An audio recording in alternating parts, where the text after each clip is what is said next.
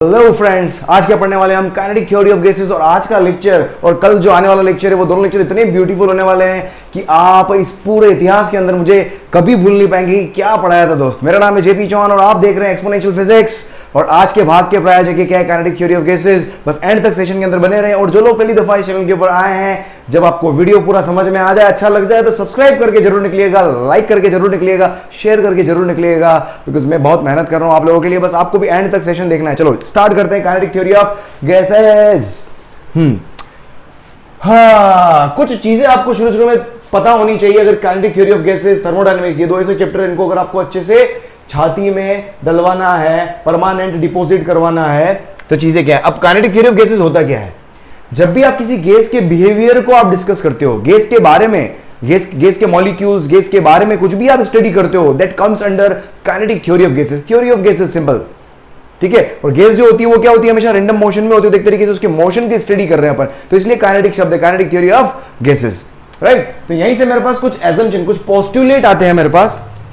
Kinetic theory of gases को सीखने के लिए आपके पास कुछ एजम्पशन होते हैं, कुछ पोस्टुलेट्स होते हैं अगर आप केटीजी को सीखना होता है ना। हर चैप्टर के, जैसे ऑप्टिक्स के अंदर अपन ने, ऑप्टिक्स आगे जाके पढ़ोगे आप, उसके अंदर अपन कुछ एजम्पशन लेते हैं, है ना। तो कई बार आपको कुछ एजम्पशन लेने होते हैं किसी चीज को सीखने के लिए, तो यहां पर कुछ एजम्पशन है, उन्हीं को अपन ने क्या बोला है, पोस्टुलेट्स।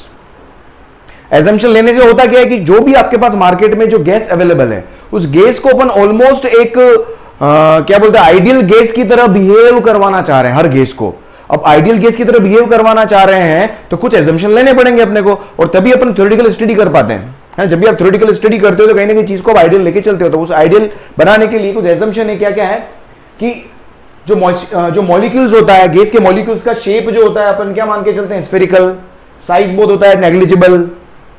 साइज क्या होता है, नेग्लिजिबल। साइज नेग्लिजिबल है तो उसके ऊपर ग्रेविटी का कोई इफेक्ट नहीं आएगा, आगे जाके देखेंगे अपन। वो भी एक तरह का क्या हो गया, पोस्टुलेट हो गया। अब यहां से क्या, ग्रेविटी का अगर वो इफेक्ट नहीं आएगा, मतलब यूनिफॉर्म वे में क्या होगा, सब तरफ डिस्ट्रीब्यूशन होगा, इसलिए डेंसिटी अपन क्या मान के चलते हैं, यूनिफॉर्म डेंसिटी का मतलब क्या है, हर जो गैस के मॉलिक्यूल्स है यूनिफॉर्मली सब तरफ फैले हुए हैं, जिस कंटेनर में डालोगे यूनिफॉर्म डिस्ट्रीब्यूशन हो जाएगा, तो यूनिफॉर्म डेंसिटी मान के चलते हो। कॉलिजन, जो पार्टिकल लेवल पर अपन ने उसके अंदर पढ़ा था, इलास्टिक कॉलिजन के अंदर पढ़ा था, पार्टिकल लेवल पर जो कॉलिजन होता है हमेशा इलास्टिक कॉलिजन होता है, तो गैस के मॉलिक्यूल्स के अंदर कॉलिजन भी अपन क्या मान के चलते हैं, इलास्टिक कॉलिजन। ये इलास्टिक कॉलिजन मॉलिक्यूल के बीच में भी होता है, प्लस गैस जिस कंटेनर के अंदर होती है उस कंटेनर और गैस के मॉलिक्यूल के बीच में भी अगर कॉलिजन हो रहा है तो उसको भी अपन इलास्टिक नेचर का ही मान के चलते हैं, राइट। उसके बाद में मेरे पास क्या है कि हम मान के चलते हैं कि there is no interaction amongst molecules. हम मॉलिक्यूल्स के बीच में ये एज्यूम करके चलते हैं कि उनके बीच में कोई भी इंटरैक्शन नहीं होता। हालांकि हमेशा आप बोलते हैं इंटरमॉलिक्यूलर फोर्स प्रेजेंट होता है, लेकिन केटीजी अगर आपको पढ़ना है तो अपन क्या मान के चलेंगे, there will not be any interaction amongst molecules. और दोस्तों अगर ध्यान हो, अगर दो ऑब्जेक्ट के बीच में अगर फोर्स नहीं लग रहा हो, ठीक है, फोर्स नहीं लग रहा हो, तो इनके बीच में अगर इंटरेक्शन नहीं होगा तो उनके बीच में कोई भी, तो वहां पर पोटेंशियल एनर्जी की बात नहीं की जा सकती। क्योंकि पोटेंशियल एनर्जी मैंने आपको बताया था, it is calculated by finding the amount of work done by external force. अब गैस के दो मॉलिक्यूल के बीच में कोई इंटरेक्शन ही नहीं हो रहा है, तो इनको दूर करने के लिए मुझे कुछ एक्सटर्नल फोर्स ही नहीं लगाना पड़ेगा। और जब एक्सटर्नल फोर्स ही जीरो है तो there will not be any work done. अगर कोई वर्क डन ही नहीं होगा तो वहां पर पोटेंशियल एनर्जी भी क्या हो जाएगी, जीरो हो जाएगी। सो पोटेंशियल एनर्जी क्या होती है, जीरो। इसलिए टोटल एनर्जी किसी भी गैस की अगर अपन मान के चलते हैं तो वो क्या बोलते हैं अपन, सिर्फ काइनेटिक एनर्जी होती है। वो सिर्फ और सिर्फ क्या होती है, काइनेटिक एनर्जी होती है। और आगे जाके देखेंगे काइनेटिक एनर्जी जो होता है वो सिर्फ किसका फंक्शन होता है, किस पे डिपेंड करता है, सिर्फ टेम्परेचर पर। अगर गैस की आग लगा दो आप तो मॉलिक्यूल दौड़ पड़ेंगे इधर उधर। तो काइनेटिक एनर्जी जो होती है वो सिर्फ और सिर्फ टेम्परेचर पे डिपेंड करती है। और वो तो इस तरीके से क्या बोल सकते हैं, total energy is also depends upon temperature. और इसके बाद मॉलिक्यूल्स जो होते हैं वो हमेशा क्या होते हैं, रैंडम मोशन में होते हैं, जैसे कि मैंने अभी कहा था। तो उसका मोशन का नाम है आपको यहाँ पर ध्यान रखना, क्या बोलते हैं उसको, ब्राउनियन मोशन। उसको क्या बोलते हैं अपन, ब्राउनियन मोशन, राइट। और इफेक्ट ऑफ ग्रेविटी जैसे मैंने बताया वो हमेशा क्या होता है, जीरो होता है, ठीक है। तो ये सारे एक नॉर्मल, एक जनरल गैस को एक आइडियल गैस में कन्वर्ट कर देंगे। अगर ये एजम्पशन लेके चलूंगा तो वहां पर हर गैस के लिए फिर मैं ये इक्वेशन लगा सकता हूं, आइडियल गैस इक्वेशन जिसको अपन बोलते हैं, इसको अपन क्या बोलते हैं, ideal gas equation. PV equals to nRT, this is what, ideal gas equation. P क्या होता है, प्रेशर ऑफ द गैस। अभी अपन आगे जाके इसका एक्सप्रेशन डेराइव करेंगे कि गैस जो होती है वो कितना प्रेशर कंटेनर की वॉल पे लगाती है। गैस का प्रेशर का मतलब क्या हो गया कि गैस किसके भी कांटेक्ट में आएगी, जिसके भी कांटेक्ट में आएगी वो हमेशा क्या लगाएगी, उस कांटेक्ट सरफेस पे फोर्स लगाएगी। अपन ने देख चुके हैं कहां पर, फ्लूइड के अंदर, है ना। फ्लूइड की प्रॉपर्टी थी ना, वो कांटेक्ट सरफेस पे हमेशा फोर्स लगाता है। V क्या होता है, वॉल्यूम ऑफ द, अब V एक्चुअल में V जो होता है वो वॉल्यूम तो होता है, लेकिन ये वॉल्यूम क्या होता है, कंटेनर के वॉल्यूम में से आप किसके वॉल्यूम को माइनस करते हो? वॉल्यूम ऑफ ऑल मॉलिक्यूल्स को माइनस करते हो तो जाके मेरे पास वॉल्यूम निकल के आता है, ये वो वॉल्यूम होता है। लेकिन गैस के मॉलिक्यूल का साइज अपन क्या बोल रहे हैं? ऑलमोस्ट नेग्लिजिबल है, तो ये इसका वॉल्यूम क्या हो जाएगा? नेग्लिजिबल हो जाएगा। तो इसलिए वॉल्यूम जनरली अपन कंटेनर के वॉल्यूम को ही वॉल्यूम ऑफ, ये यहां पर V पुट कर लेते हैं, तो volume of container is what? V here. उसके बाद N को अपन क्या बोलते हैं? Number of moles of gas. जब भी गैस की स्टडी होती है, जैसे अपने पास कोई सॉलिड होता है, लिक्विड होता है, तो वहां किलोग्राम में स्टडी कर लेते हो। लेकिन जब गैस लेवल पे जाते हो तो जनरली आपको डेटा जो होता है वो मोल्स में प्रोवाइडेड होता है ना, मोल्स की फॉर्म में। मोल्स होता क्या है? मोल्स का मतलब होता है, मोल का मतलब क्या होता है कि नंबर ऑफ मॉलिक्यूल्स को अगर एवोगैड्रो नंबर से डिवाइड कर दूं, क्या नंबर ऑफ मॉलिक्यूल्स को आप क्या कर दो? एवोगैड्रो नंबर से। एवोगैड्रो नंबर की वैल्यू होती है Na। Na जो होता है वो क्या होता है? 6, इसकी वैल्यू होती है 6 पॉइंट, Na मैं यहां पर लिख लेता हूं, ये होता है 6.02 इंटू 10⁻23 है ना। ये एवोगैड्रो, ये सबको आपको वैसे बहुत अच्छे से आता है, 6.02 10⁻23, इसको एवोगैड्रो नंबर बोलते हैं। तो वहां से मेरे पास क्या निकलेगा? मोल। एक और फॉर्मूला क्या होता है मोल्स निकालने का कि टोटल मास ऑफ गैस अगर मुझे पता चल जाए और उसको किससे डिवाइड कर दो? Mass of 1 mole gas. Total mass of gas को 1 मोल गैस के मास से अगर मैं डिवाइड कर दूं तो मेरे पास, तो भी मेरे पास क्या आ जाएगा? Number of moles. तो भी क्या आ जाएगा? Number of moles. उसको मैं स्मॉल m लिख रहा हूं मैं टोटल मास ऑफ गैस, और कैपिटल में लिख रहा हूं मैं mass of 1 mole gas. 1 mole gas मास मतलब मोलर मास, जिसको आप मोलिकुलर मास, मोलर मास जिसको आप बोलते हो। जैसे हीलियम का मोलिकुलर मास कितना होता है? 4, राइट। ये अब m मैंने क्या बोल दिया? अब m यहां से कैसे निकाला मैंने? m अगर मुझे मास ऑफ गैस निकालना है तो क्या करो? n नंबर ऑफ जो भी मॉलिक्यूल, मैंने ऊपर और नीचे क्या कर दिया है? मॉलिक्यूल के मास से मैंने क्या कर दिया? मल्टीप्लाई कर दिया। अगर मैं ऊपर मॉलिक्यूल के मास से मल्टीप्लाई करूंगा तो मास ऑफ गैस आ जाएगा, नीचे मास ऑफ मॉलिक्यूल से मल्टीप्लाई करूंगा तो ये क्या है? Avogadro number. एवोगैड्रो नंबर मतलब किसको रिप्रेजेंट करता है? ये 1 मोल को रिप्रेजेंट करता है हमेशा, है ना। अभी बता रहा हूं मैं आगे, ये किसको रिप्रेजेंट करता है? 1 मोल को। तो 1 मोल जो भी है उसको सिंगल मॉलिक्यूल से अगर मैं मल्टीप्लाई कर दूं, के मास से मल्टीप्लाई कर दूं, तो वो मास आ जाएगा किसका? 1 मोल गैस का मास आ जाएगा। तो इसलिए मेरे पास ये नंबर ऑफ मोल्स का फॉर्मूला आ गया, ठीक है। तो m और कैपिटल m दोनों लिखे हुए मैंने यहाँ पर। अब 1 मोल में कितने? इसी को अपन क्या बोलते हैं? एवोगैड्रो हाइपोथेसिस भी बोलते हो आप। तो 1 मोल में कितने मॉलिक्यूल्स होते हैं? 6.02 मॉलिक्यूल्स होते हैं। और वॉल्यूम में 1 मोल जो वॉल्यूम के अंदर जो इक्विवेलेंट आता है ना, यहां से निकाल सकते हो आप। PV = nRT में पुट करोगे तो यहां से 1 मोल का ये वॉल्यूम इसी फॉर्मूला से निकल के आया हुआ है। रूम टेम्परेचर पर आप निकालोगे तो यही मेरे पास निकल के आ जाएगा, ठीक है। ये होता है 22.4 लीटर में है। लीटर को मीटर क्यूब मैंने आपको बताया था फ्लूइड्स के अंदर, है ना। लीटर मीटर क्यूब आपको रिलेशन पता होगा कितना? 1000 सेंटीमीटर क्यूब होता है। फिर मास ऑफ 1 मोल ऑफ, जैसे एग्जांपल दिया मैंने, mass of 1 mole of helium gas. 1 mole helium gas का मास कितना होगा? हीलियम क्या होता है? 2He4। ऊपर सर पे जो लिखा होता है वो होता है मोलर मास, उसको ग्राम में लिख दो आप। तो वो 4 जो था उसी को लिख दिया मैंने ग्राम में, तो ये हो गया 1 मोल हीलियम गैस का मास। और नंबर ऑफ हीलियम 4 ग्राम, है ना। कितने? 4 ग्राम हीलियम के अंदर कितने नंबर ऑफ? 4 ग्राम हीलियम का मतलब क्या हो गया? 1 मोल। और 1 मोल में कितने मॉलिक्यूल्स या कितने एटम्स? एवोगैड्रो नंबर के बराबर। तो हीलियम के 4 ग्राम में भी कितने बोल सकता हूं मैं? एवोगैड्रो नंबर के बराबर ही मॉलिक्यूल्स होंगे। तो 1 ग्राम में अगर आपको निकालना हो कितने नंबर ऑफ मॉलिक्यूल्स होंगे तो डिवाइड बाय क्या हो गया? 4 हो गया। ये बहुत काम आएगा, बहुत ही इंपॉर्टेंट स्लाइड है, पूरे चैप्टर के अंदर बहुत इंपॉर्टेंट है। उसके बाद देखो R क्या? R को क्या बोलते हैं अपन? Gas constant. R जो होता है वो क्या होता है? गैस कांस्टेंट होता है। इसकी वैल्यू होती है 8.31 SI के अंदर, joule, mole inverse, kelvin inverse. इसको कैलकुलेशन में 100/12 कर लेना। जब भी कैलकुलेशन करोगे तो 100/, 8.31 में पॉइंट उड़ा दिया और 831 पता नहीं कहां लेके दौड़ोगे, परेशान हो जाओगे। बेटर 100/12, ठीक है। इसकी वैल्यू भी 8.31 के आसपास ही होती है। या जूल को कैलोरी में चेंज करो, क्या करना पड़ेगा? 4.18 से डिवाइड कर दो। 4.186 से डिवाइड करोगे तो 2 के आसपास आता है कैलोरी में। तो 2 calorie, mole inverse, kelvin inverse, ये R की वैल्यू, दोनों ही वैल्यू याद रखेंगे तीनों। इनफैक्ट ये दोनों याद रख लो। T क्या होता है? टेम्परेचर ऑफ द गैस होता है। फाइन, जल्दी से लिख लें इसको, आगे बढ़ते हैं फिर इसके बाद। चल देखो नेक्स्ट, देखो यहाँ पर नेक्स्ट क्या है अपने पास? Other forms of ideal gas equation. जो आइडियल गैस अपनी PV = nRT जो थी उसका एक फॉर्म तो अपने को क्लियर ही है। देखो नंबर ऑफ मोल्स को अपन ने अभी सीखा था, क्या होता है? Number of molecules upon number of upon Avogadro number, ये होते ही है। अभी R/Na, R और Na के रेशियो को अपन क्या बोलते हैं? Kb। ये Kb क्या है? Boltzmann constant. ये Kb क्या है? बोल्ट्जमैन। R अपन क्या मतलब कुल मिला के R और Kb को समझ लो आप। R का मतलब होता है गैस लेवल पे जब आप बात करते हो, मोल लेवल पे बात करते हो तो आप R की बात करते हो। जब Kb पे आ जाते हो मतलब आप मॉलिक्यूल लेवल पर आ जाते हो। देखो सीधा से समझ में आ रहा होगा अगर आपको। Kb मतलब क्या हो गया कि गैस कांस्टेंट पर मॉलिक्यूल, क्योंकि नंबर ऑफ मॉलिक्यूल से डिवाइड कर रहे हो, तो पर मॉलिक्यूल में जो गैस कांस्टेंट होता है वही बोल्ट्जमैन कांस्टेंट है। ठीक है। तो जब भी मॉलिक्यूल की बात होगी तो वहां पर जो गैस कांस्टेंट होगा वो Kb होगा, और जब मोल्स में अपन गैस की बात करेंगे, पूरी गैस की बात करेंगे अपन, तब जो कांस्टेंट होता है गैस कांस्टेंट वो R होता है। इसकी वैल्यू आएगी 1.38 × 10⁻23 है ना, डिवाइड बाय Na है ना, Na के पावर में कितना होता है 23 होता है, तो ये 23 आ गया आपके पास में, ठीक है, माइनस का 23 ऊपर होके। तो यहां से क्या आ गया R/Na को Kb लिखता है NKBT, ये this is second form. Third एक और फॉर्म क्या हो सकती है, देखो देखो यहां से अगर आप देखोगे मैंने क्या कर दिया यार, ये PV इक्वल्स टू nRT है आपके पास में। यहां पर अगर आप देखोगे PV इक्वल्स टू nRT है, देख यहां से अगर आप इसको अच्छे से समझो, अगर आप यहां से देख पाओ, यहां पर क्या कर दिया,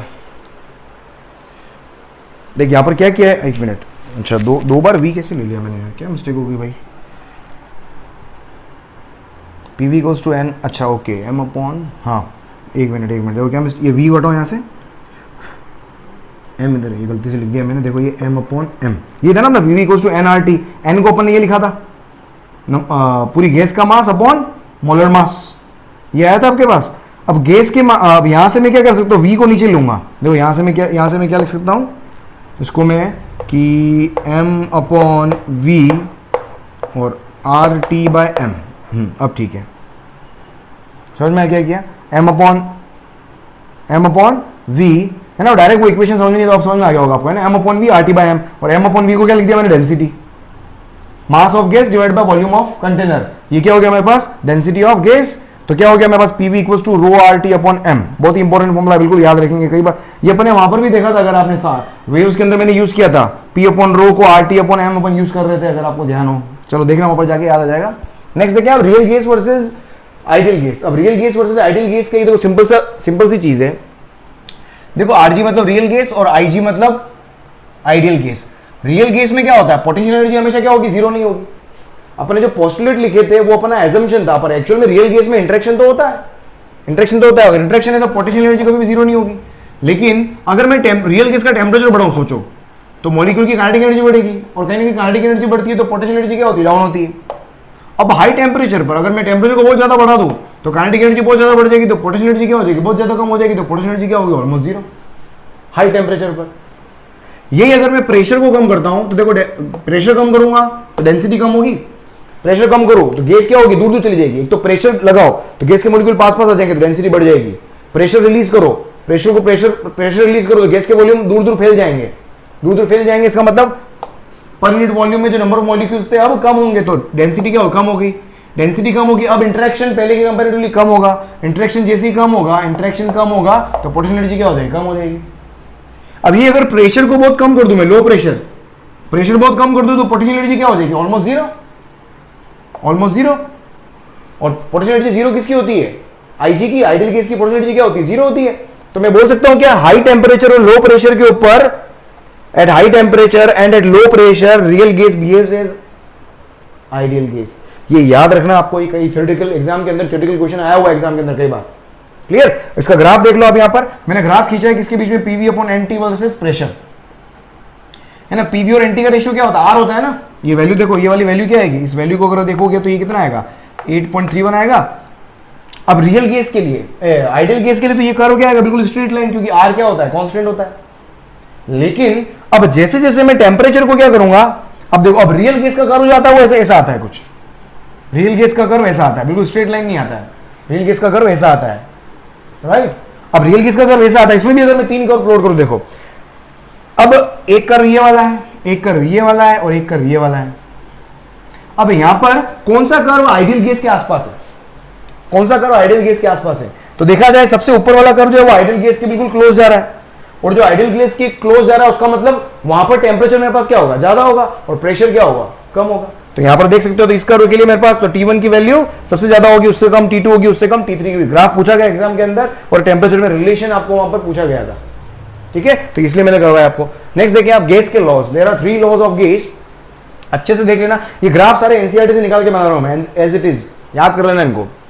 गैस के 3 लॉ है, बॉयल्स लॉ, चार्ल्स लॉ, एक तीसरा एक और होता है गेल-लुसेक्स लॉ, ज्यादा कोई लीस्ट इंपॉर्टेंट है इसलिए हटा दिया मैंने, कुछ काम का नहीं है। मैंने आपके 2 खिलाड़ी ये होते हैं, जबरदस्ती उसको याद करते रहते अपन, कहीं काम नहीं आता है। तो आपका एक तो बॉयल्स लॉ होता है और चार्ल्स लॉ होता है। बॉयल्स लॉ क्या बोलता है, कांस्टेंट टेम्परेचर की बात करता है, कि जब सिस्टम का टेम्परेचर मेरे पास क्या कांस्टेंट हो तो पीवी इक्वल्स टू क्या हो जाएगा, कांस्टेंट। पीवी कांस्टेंट होगा तो पी इनवर्सली प्रोपोर्शनल टू क्या हो गया, वी। तो P1 V1 इक्वल्स टू क्या हो गया, P2 V2। तो यहाँ पर कर्व प्लॉट करोगे, पी और वी के बीच में क्या आएगा, हाइपरबोलिक कर्व आएगा। तो दो तरह के वेरिएशन दे रहा हूं मैं, एक कांस्टेंट टेम्परेचर T1 पे प्लॉट किया, एक टेम्परेचर को और मैंने वेरी किया, कांस्टेंट टेम्परेचर T2 पे वेरी किया, तो कर्व जो है वो लेफ्ट में शिफ्ट हो रहा है, कर्व जो हो रहा है वो लेफ्ट में शिफ्ट हो रहा है। तो T1 यहां पर याद रखना आप, राइट वाले कर्व का टेम्परेचर जो होता है वो लेफ्ट वाले कर्व से हमेशा ज्यादा होता है। यहां से भी देख सकते हो आप, देखो P इक्वल्स टू क्या होगा, nRT अपॉन V। अब nRT मतलब क्या हो गया, स्लोप एक तरीके से, y equals to m upon x हो गया ना यहाँ पर ये। तो nRT क्या बताएगा मुझे, स्लोप के बारे में बताएगा। तो जैसे टेम्परेचर बड़ा होगे, कर्व जो होगा मेरा क्या होगा, राइट साइड में शिफ्ट होता चला जाएगा, राइट साइड में शिफ्ट होता चला जाएगा। चलो नेक्स्ट देखें इसके अंदर आप चार्ल्स लॉ। चार्ल्स लॉ कहां प्लॉट होता है, कांस्टेंट प्रेशर के ऊपर। चार्ल्स लॉ कहां प्लॉट होता है, कांस्टेंट प्रेशर के ऊपर। कांस्टेंट प्रेशर पे क्या होगा, देखो यहां से v directly proportional to t, तो v और t के बीच में कर्व क्या आएगा, स्ट्रेट लाइन आएगा। v डायरेक्टली प्रोपोर्शनल t या v1 upon t1, v upon t क्या बताएगा मुझे, स्लोप। कर्व का स्लोप हमेशा क्या रहेगा, कांस्टेंट। कर्व का स्लोप क्या होगा, कांस्टेंट। तो यहां पर स्लोप क्या है, तो दो स्लोप वाले कर्व बना है, इसका स्लोप कम है, देखो स्लोप कौन बता रहा है मुझे। अब यहां पर अगर आप देखोगे v इक्वल्स टू क्या हो गया, nRT upon p, nr upon p multiplied by t, nr upon p multiplied by t। तो nr अपॉन p जो है वो क्या हो गया, स्लोप हो गया। तो v directly proportional to t। अब स्लोप, अगर मैं प्रेशर को बढ़ाऊंगा तो स्लोप कम होगा, प्रेशर को बढ़ाओगे तो स्लोप कम होगा, क्योंकि प्रेशर डिनोमिनेटर में आएगा। तो प्रेशर बढ़ाओगे स्लोप कम होगा, प्रेशर बढ़ाओगे स्लोप कम होगा, स्लोप कम हो गया मतलब प्रेशर बढ़ गया, मतलब P2 की वैल्यू क्या होगी, P1 से ज्यादा हो गई। क्लियर। उसके बाद आइडियल गैस लो। आइडियल गैस लो आपको पता ही है कि कोई भी कंटेनर के अंदर अगर गैस है और अगर उसमें कोई लीकेज नहीं है कंटेनर से, मतलब नंबर ऑफ मोल्स क्या हो गए, कांस्टेंट हो गए। तो जब नंबर ऑफ मोल्स मेरे पास कांस्टेंट होते हैं तो यहां से PV अपॉन T, R वैसी कांस्टेंट है तो NR कांस्टेंट हो गया। तो PV और T का जो रेशियो होता है, PV अपॉन T का जो रेशियो होता है वो हमेशा क्या रहता है, constant. This is what ideal gas law, जिसको अपन वहीं से इसी आइडियल गैस लॉ से अपन ने क्या लिखा है, PV इक्वल्स टू nRT अपन लिख पाते हैं, शायद आपको ध्यान होगा। तो यहां से क्या हो गया, तो P1 V1 upon T1 equals to P2 V2 upon T2। इन तीन लॉ के ऊपर क्वेश्चन बनते हैं। अभी नेक्स्ट स्लाइड के अंदर अपन वो क्वेश्चन करते हैं, राइट। जल्दी से आ जाते हैं, चलो जल्दी से लिख लो इसको। करें नेक्स्ट, देखो क्वेश्चन देखो क्या दिया हुआ है, gas at 27 degree centigrade has volume 4 litre and pressure 100 pascal, है ना। वो क्या दिया हुआ है, वॉल्यूम दिया हुआ, प्रेशर दिया हुआ है। फर्स्ट क्या पूछा है, गैस इज कंप्रेस्ड। कंप्रेस होगा तो प्रेशर चेंज होगा, बढ़ जाएगा बिल्कुल। तो प्रेशर बढ़ गया, फाइंड फाइनल वॉल्यूम। देखो गैस का टेम्परेचर मेरे पास क्या कांस्टेंट है ना, टी मेरे पास क्या हो गया, कांस्टेंट हो गया। अगर मेरे पास टी कांस्टेंट है और यहां से इनिशियल वॉल्यूम दे रखा है आपको 4 लीटर और प्रेशर इनिशियल दिया हुआ है आपको 100। आपको क्या मालूम करना है, फाइंड फाइनल वॉल्यूम निकालना है, मतलब V2 निकालना है। और प्रेशर कितना हो गया, 150 से अपन ने क्या कर दिया, इंक्रीज कर दिया। तो बस यहां से क्या, टेम्परेचर अगर कांस्टेंट है तो क्या लिख सकता हूं मैं, P1 V1 equals to P2 V2। तो फाइनली V2 इक्वल्स टू कितना आ जाएगा, P1 V1 अपॉन P2। तो यहां से देखो क्या आ गया, तो V2 आ गया आपके पास P1 V1। P1 कितना 100, V1 कितना है आपके पास 4 लीटर, P2 कितना है शायद 150। बस यहाँ से माइनस कर दो आप, ये कितना, ये लीटर में आ जाएगा आपके पास, 0 से 0 कट गया, ये आ गया आपके पास 5 तिया 15, 5 दूनी 10, 4 दूनी 8, 8/3, ये लीटर के अंदर मेरे पास क्या आ गया, वॉल्यूम आ जाएगा। और 8/3 देख लो कितना जो भी होता है, ठीक है। उसके बाद में दूसरा क्या बोला इसमें, देखो सेकंड, ये आपके पास फर्स्ट पार्ट, सेकंड पार्ट देखो क्या बोला, इट इज हीटेड देन, मतलब इसके बाद इसको हीट किया है, अब टेम्परेचर चेंज किया, मतलब इनिशियल टेम्परेचर में मतलब कितना हो गया, 27 प्लस 273, 200, ये 300 डिग्री, ये 300 केल्विन हो गया, हीट किया मतलब टेम्परेचर बढ़ा होगा। और कांस्टेंट वॉल्यूम कांस्टेंट है यहाँ पर, ठीक है, alright. So the temperature becomes, मतलब T2 दिया हुआ है आपको, T2 कितना है 127 प्लस 273 कितना हो गया, 400 केल्विन हो गया टेम्परेचर। तो फाइंड द न्यू प्रेशर। देखो वॉल्यूम कांस्टेंट है, वॉल्यूम कांस्टेंट है मतलब क्या हो गया, P directly proportional to T। P directly proportional to T का मतलब क्या हो गया, P1 upon P2 equals to T1 upon T2। क्या निकालना है, न्यू प्रेशर निकालना है, ये होगा ना, V वॉल्यूम कांस्टेंट है। तो अब यहाँ से तेरे पास क्या आएगा, देखो फॉर्मूला क्या हो जाएगा फाइनली, P2 इक्वल्स टू क्या हो जाएगा, P1 T2 अपॉन T1। तो देखो फाइनली क्या आ गया, तो P2 will come out to be what, P1 कितना है, प्रेशर, लास्ट प्रेशर जो छूटा था, है ना, इसके बाद से हीट करना शुरू किया है, तो लास्ट प्रेशर जो होगा वो इनिशियल प्रेशर होगा, और P1 मतलब लास्ट प्रेशर कितना हो गया तुम्हारा, क्योंकि इसके बाद में, क्योंकि कंप्रेस कर जब किया था तो कंप्रेस करने के बाद की सिचुएशन है, तो ये हो गया 150 pascal and multiplied by temperature T2 400 और टेम्परेचर T1 300 350, तो 5 चौक कितना आ गया मेरे पास, ये 200 pascal. Clear?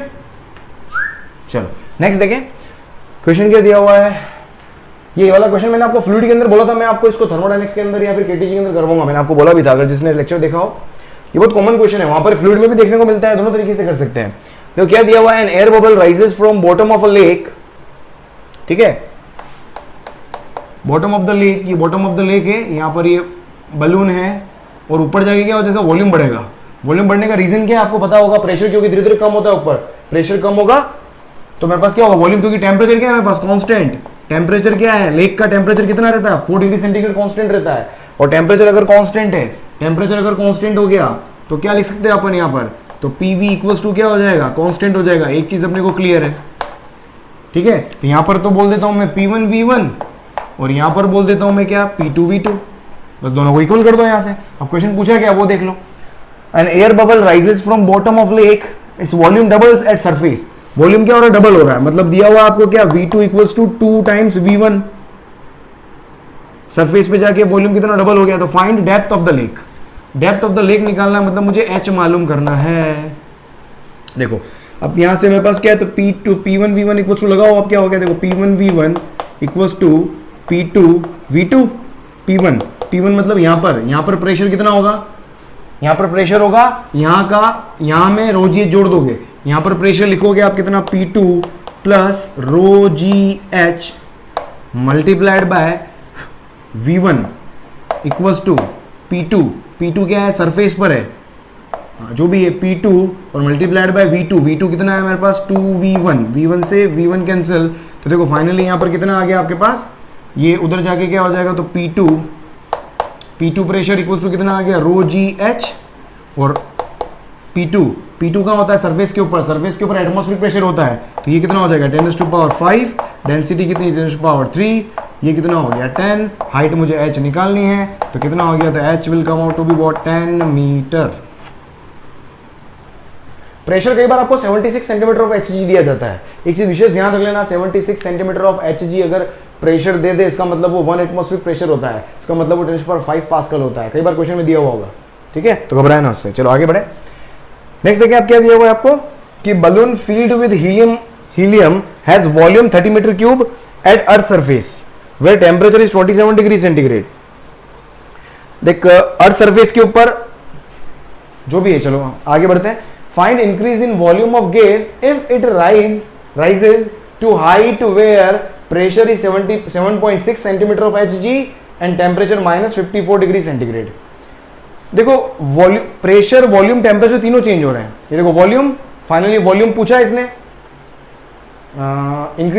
Find increase in volume मतलब V1 वॉल्यूम वेरी हो रहा है, टेम्परेचर वेरी हो रहा है और प्रेशर भी वेरी हो रहा है। जब तीनों वेरी होते हैं, ठीक है, तो वहां पर अब यहां पर देखो गैस के अंदर, हीलियम गैस के अंदर तो मेरे पास जो वॉल्यूम, हीलियम गैस के अंदर जो नंबर ऑफ मोल्स है वो तो कांस्टेंट ही है, क्योंकि एक्सटर्नल कुछ अपन पोर नहीं कर रहे, कोई लीकेज नहीं है। तो जब कोई लीकेज नहीं होता है तो सिंपल क्या लिख सकते हो आप, P1V1 upon T1 equals to P2V2 upon T2। बस यहां पर लगाओ आप, यहां पर P1, ये अर्थ सरफेस पे हो, सरफेस से हाइट पे जा रहे हैं, तो सरफेस पे जो ले रहा हूं मैं 1 ले रहा हूं और हाइट पे जाके 2 ले रहा हूं। तो सरफेस पे क्या होता है, अर्थ सरफेस पे होता है 76 सेंटीमीटर ऑफ Hg, इसको 76 सेंटीमीटर ऑफ Hg लिख लो, क्योंकि ये मेरे को क्या दिया हुआ है 7.6 सेंटीमीटर ऑफ Hg, तो यूनिट कैंसिल हो जाएगी। तो कब कन्वर्ट करना है, कब कन्वर्ट नहीं करना है, बिल्कुल दिमाग खुला रखना। तो देखो यहां से, तो ये हो जाएगा 76 centimetre of Hg, volume, surface पे वॉल्यूम कितना है 30 अपॉन टेम्परेचर, सरफेस पे टेम्परेचर कितना है, temperature is 27 degree centigrade, 27 plus 273, ये जुड़ गया, बराबर P2 कितना दे रखा है 7.6 दे रखा है, और वॉल्यूम मुझे मालूम करना है ना। इसने पूछा फाइंड इंक्रीज इन वॉल्यूम, तो V2 निकाल लोगे तो V2 को V1 में से माइनस कर लेना, तो इंक्रीज इन वॉल्यूम आ जाएगा। तो P और अपॉन टेम्परेचर, कौन से टेम्परेचर पे, -54 पे, तो ये हो जाएगा -54 प्लस 273, यहां से ये कैंसिल हो जाएगा कितना 10 टाइम्स, तो देखो फाइनली क्या आ गया ये 300 और ये भी 300, ये भी वापस कैंसिल हो जाएंगे, ये भी पूरा कैंसिल हो गया। तो फाइनली V2 कितना आ गया देखो, 273 माइनस 54, ये आएगा आपके पास 219, ये आ जाएगा आपके पास 219 केल्विन, सॉरी 219। वॉल्यूम तो आपका मीटर क्यूब में आएगा ना, मीटर क्यूब में रखा था। अब इंक्रीमेंट निकालना है, तो इंक्रीमेंट कैसे निकालेंगे आप, इंक्रीमेंट आएगा V2 माइनस V1, ये आएगा 219 माइनस 30, 219 माइनस 30 कितना, 89 99 कितना हो जाएगा, 189 हो गया ना, 99 फिर 919, हाँ ठीक है 30, तो ये हो जाएगा 189 मीटर क्यूब। भाई कैलकुलेशन देख लेना भाई यार, कॉन्सेप्ट सीख जाओ बस मुझसे। चलो नेक्स्ट देखिए क्वेश्चन। अब वेसल, ये आपका एनसीईआरटी का क्वेश्चन है, अच्छा क्वेश्चन था इसलिए मैंने एनसीईआरटी पे, कहीं भी एनसीईआरटी के क्वेश्चन पे मैं लेता रहता हूँ, क्योंकि आपको कहीं ना कहीं जो अच्छे क्वेश्चन है एनसीईआरटी के अंदर, बहुत अच्छे क्वेश्चन भी दिए हुए हैं। A vessel contains neon and oxygen gas, है ना, नियोन गैस भी और ऑक्सीजन गैस भी है, ठीक है। Ratio of their pressure is 3:2, दोनों का प्रेशर दिया हुआ है। हाँ मतलब पहले वाली केस 1 को मैं नियोन बोल रहा हूँ बार बार, और तुम्हारा जो 2 है, 2 कौन है, ऑक्सीजन गैस है, O2। नियोन तो ए नहीं होता ना, मोनोएटॉमिक गैस है, और ये डायटोमिक गैस है। तो P1 और P2 का रेशियो दिया हुआ है आपको 3:2। Alright, find ratio of number of molecules, number of molecules का रेशियो निकालना है। तो देखो प्रेशर का फॉर्मूला क्या होता है, P1/P2, देखो PV इक्वल्स टू nRT। अगर मैं PV इक्वल्स टू nRT में अगर मैं देखूं, तो देखो दोनों के लिए अगर मैं रेशियो लूं, तो वॉल्यूम तो दोनों का सेम है, क्योंकि both are sharing the same container, तो वॉल्यूम कांस्टेंट हो गया। नंबर ऑफ मोल्स, हाँ नंबर ऑफ मोल्स दोनों के अलग अलग होंगे, क्योंकि उसने पूछा ही क्या है, नंबर ऑफ मॉलिक्यूल्स का रेशियो पूछा है, तो नंबर ऑफ मोल्स यहां पर ले सकते हो N1। R दोनों का सेम है और दोनों सेम कंटेनर शेयर कर रहे हैं, इसलिए टेम्परेचर भी सेम है। तो P1 और P2 के रेशियो को मैं क्या लिख सकता हूं, N1 अपॉन, या यहां से लिख लो आप RT कैंसिल, और यहां से VV कैंसिल हो जाएगा। अब यहां से नंबर ऑफ, इसको क्या लिख सकता हूं मैं, यहां से अगर देखो आप, तो ये हो जाएगा तुम्हारे पास, ये होता है number of molecules upon Avogadro number divided by number of molecules upon Avogadro number, ये होता है ना मोल, इक्वल्स टू क्या हो जाएगा, P1 अपॉन P2 दे रहेगा 3:2। फाइनली देखो Na कैंसिल, तो नंबर ऑफ मॉलिक्यूल्स का रेशियो आ गया मेरे पास यहाँ पर, तो N1 अपॉन N2 क्या आ जाएगा, 3:2 आ जाएगा। चलो बहुत बढ़िया। सेकंड मुझे क्या निकालना है, ratio of mass density if atomic number दिया हुआ मेरे को, मास डेंसिटी। देखो मास डेंसिटी का रेशियो, तो ρ1 अपॉन ρ2, इसको क्या लिख सकता हूं मैं, वॉल्यूम तो दोनों में सेम है, तो इसको लिखूंगा मैं सीधा मास का रेशियो, क्योंकि वॉल्यूम तो दोनों कॉमन शेयर कर रहे हैं। अब मास, ये क्या है, mass of the gas, mass of the gas को मैं क्या लिख सकता हूं, मुझे डेंसिटी का ratio, mass of the gas को क्या लिख सकता हूं, मास ऑफ द गैस को मॉलिक्यूलर मास की टर्म्स में देखो, मास ऑफ द, अगर आपको ध्यान हो, नंबर ऑफ मोल्स का फॉर्मूला क्या था, mass of gas upon molecular mass. तो मास ऑफ द गैस को क्या लिख सकता हूं मैं, पहले के moles multiplied by molecular mass, दूसरे के moles multiplied by molecular mass. तो देखो डेंसिटी का रेशियो मेरे पास क्या आ जाएगा, नंबर ऑफ मोल्स का रेशियो तो अभी देख चुके अपन, जो नंबर ऑफ मॉलिक्यूल्स का रेशियो आएगा है, नंबर ऑफ मोल्स का रेशियो, जो प्रेशर का रेशियो वही है। तो ये तो क्या हो गया मेरे पास 3:2, और M1 मतलब नियोन मतलब 20 divided by M2 molecular mass किसका, ऑक्सीजन का, कितना दे रखा है 32, 2 10 जा, तो ये कितना हो गया मेरे पास 30 डिवाइडेड बाय 32, 15 डिवाइडेड बाय 16, ये मेरे पास क्या आ गया, कैलकुलेशन देख लेना भाई मेरे भाई, जल्दी से लिख लो इसको भी।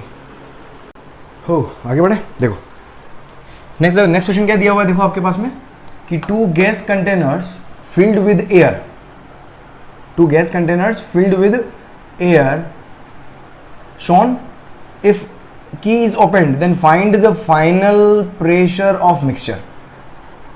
देखो P1 V1T, P2 V2T, देखो टेम्परेचर कांस्टेंट है, टेम्परेचर कांस्टेंट है तो बाद में भी टेम्परेचर कांस्टेंट ही रहेगा, क्यों, क्योंकि एक्सटर्नल हीट कुछ सप्लाई कर नहीं रहे हो। तो इसका मतलब इनिशियल जो भी है, इनिशियली जो P1 V1 है, P इनिशियल है, उसको P फाइनल V फाइनल कर देंगे अपन। अब P इनिशियल, अब इनिशियली मेरे पास क्या है, ये क्या होते हैं, गैस के प्रेशर। अब इनिशियल मेरे पास क्या है, इसका P1 V1 प्लस उसका P1 V1 equals to P final मुझे मालूम करना है, और टोटल वॉल्यूम, जैसे इसको प्लग आउट की को ओपन करोगे तो टोटल वॉल्यूम कितना हो जाएगा, V1 प्लस V2 हो जाएगा। तो यहां से सिंपल आपका पी फाइनल कितना आ गया, P1V1 plus P2V2 upon V1 plus V2। ये स्टैंडर्ड रिजल्ट है, चाहो तो याद कर लो, बहुत बढ़िया है कि जब भी दो कंटेनर होते हैं, ठीक है, वहां पर इस तरह से माहौल सेट कर सकते हैं आप। चलो नेक्स्ट देखिए पैलेट प्रॉब्लम्स। नेक्स्ट आपके पास क्या होती है, पैलेट। पैलेट मतलब भाटा प्रॉब्लम, भाटा मतलब स्टोन प्रॉब्लम। पैलेट गन्स नहीं होती, पैलेट्स। तो एक्चुअल में देखो एक कॉन्सेप्ट को याद करवा दूं मैं, बैरोमीटर। मैंने आपको टोरिचोली का बैरोमीटर बताया था कि बैरोमीटर में होता है क्या एक्चुअल में, कि आप क्या करो, HG से भर एक 100 सेंटीमीटर का एक बैरोमीटर, क्या कहते हो, एक परख नली लेते हो, एक ट्यूब लेते हो, है ना, उसके अंदर पूरा HG से भर के आप इस HG के अंदर डाल देते हो। ये फ्लूइड के अंदर मैंने आपको डिस्कस किया था वहां पर। तो फ्लूइड जो होता है वो कितने 76 सेंटीमीटर हाइट तक रेज होता है। ये H की वैल्यू कितनी होती है, 76 सेंटीमीटर हाइट तक रेज होता है। तो यहां से इस पॉइंट का जो प्रेशर होता है, इस पॉइंट पे प्रेशर लिखोगे तो वो इस पॉइंट के बराबर ही आएगा। और इस पॉइंट का प्रेशर क्या है, एटमॉस्फेरिक प्रेशर, ठीक है। और सेम लेवल पर, सेम लिक्विड के अंदर सेम लेवल पर हमेशा एटमॉस्फेरिक प्रेशर जो होता है वो सेम होता है। तो यहां पर जो प्रेशर होगा वो यहां पर होगा। यहां पर अपन वैक्यूम क्रिएट करते हैं, अगर आपको याद हो तो। फकुल मिलाकर यहां पर जो एटमॉस्फेरिक प्रेशर की वैल्यू निकल के आती है PA, जो कि इस एटमॉस्फेरिक प्रेशर के बराबर होगा, वो किसके बराबर हो जाएगा, 76 सेंटीमीटर ऑफ Hg के बराबर होता है। ये जितना भी Hg भरा हुआ है, ये सेंटीमीटर में जो हाइट होती है वो किसकी होती है, Hg, जहां तक Hg फील्ड होता है, ठीक है। फॉर एग्जाम्पल, अब जरूर नहीं आपका 76 ही हो। फॉर एग्जाम्पल मैंने यहां पर क्या, इसके अंदर वैक्यूम क्रिएट नहीं कर पाया मैं। अगर यहां पर तो क्या वैक्यूम था, यहां पर पहले क्या था, वैक्यूम था। अपन जब एक्सपेरिमेंट जब परफॉर्म करते हैं एटमॉस्फेरिक प्रेशर को मालूम करने के लिए, वहां पर वैक्यूम था। अब सपोज यहां पर वैक्यूम, परफेक्ट वैक्यूम क्रिएट नहीं हो पाया, यहां पर एयर है, 30 सेंटीमीटर की एयर है। तो देखो यहां से अपन क्या क्या पॉइंट निकाल सकते हैं। इसको अगर मैं ए पॉइंट बोल दूं तो देखो यहां पर मैं क्या क्या कंक्लूड कर सकता हूं। अगर मैं लिखना चाहूं 20 सेंटीमीटर Hg का प्रेशर, अगर मैं लिखना चाहूं कि 20 सेंटीमीटर Hg कितना प्रेशर एक्सर्ट करेगा, तो वो किसके बराबर आएगा, 20 सेंटीमीटर ऑफ Hg के बराबर आएगा। इस 20 सेंटीमीटर ऑफ Hg का प्रेशर का मतलब क्या हो गया, इतने पार्ट ने इस पॉइंट पर कितना प्रेशर एक्सर्ट किया, क्योंकि जो पार्ट होता है वो अपने नीचे ही प्रेशर एक्सर्ट करता है हमेशा, बॉटम पे, ठीक है। उसके बाद मैं और क्या कंक्लूड कर सकता हूं कि प्रेशर ऑफ 30 सेंटीमीटर एयर, अगर मुझे लिखना हो प्रेशर ऑफ 30 सेंटीमीटर एयर, देखो 30 सेंटीमीटर, ये 30 सेंटीमीटर एयर जो है वो कितना प्रेशर एक्सर्ट करेगी वो मुझे निकालना है। देखो यहां बॉटम ए पॉइंट पर प्रेशर कितना है, ए पॉइंट पर प्रेशर जो भी है, ए पॉइंट पर प्रेशर कितना है, 76 सेंटीमीटर ऑफ Hg, है ना, क्योंकि एटमॉस्फेरिक प्रेशर है ना, ये रहा, ये मेरे पास कितना है, एटमॉस्फेरिक प्रेशर है, जो कितना होता है 76 सेंटीमीटर ऑफ Hg होता है, अभी अपन ने देखा। तो उस एटमॉस्फेरिक, अपन जैसे हाइट पे जाते हैं प्रेशर कम होता है, डेप्थ पे जाते हैं प्रेशर बढ़ता है। अब देखो हाइट पर जा रहे हो, मैं कितनी हाइट पर जाऊं कि इस एयर का, ये एयर प्रेशर कहां लगाएगी, इस पॉइंट पर, एयर प्रेशर कहां लगाएगी, इस पॉइंट पर। मतलब ये सपोज बी पॉइंट है, तो मैं एक्चुअल में क्या लिखना चाहता हूं, PB, pressure of 30 centimetre air, तो क्या हो जाएगा PB। तो PB को अगर मैं लिखूंगा, PB कैसे लिखोगे आप, PB को अगर मुझे लिखना है तो कैसे लिखोगे, ए पे जो भी प्रेशर है उसमें से क्या माइनस कर दो, ए पे प्रेशर कितना है 76 सेंटीमीटर ऑफ Hg, और यहां पर कॉलम कितना लेंथ का है 20 सेंटीमीटर लेंथ का है, तो 20 सेंटीमीटर ऑफ Hg को क्या कर दो, माइनस कर दो। तो फाइनली यहां पर क्या आ जाएगा, ये होता है 76 माइनस 20 कितना आ जाएगा, सेंटीमीटर ऑफ Hg, तो ये आ जाएगा आपके पास 56 सेंटीमीटर ऑफ Hg। तो देखो अब एयर कॉलम का प्रेशर कितना था, एयर कॉलम का 20 सेंटीमीटर ऑफ Hg प्लस इसका क्या बोलते हैं, sorry, air column pressure of 30 centimetre air column कितना है 56 सेंटीमीटर ऑफ Hg। मतलब जितनी हाइट है उतना प्रेशर नहीं होता, ये सिर्फ Hg के लिए अवेलेबल है। अगर 76 सेंटीमीटर ऑफ Hg है तो वो Hg के हिसाब से है।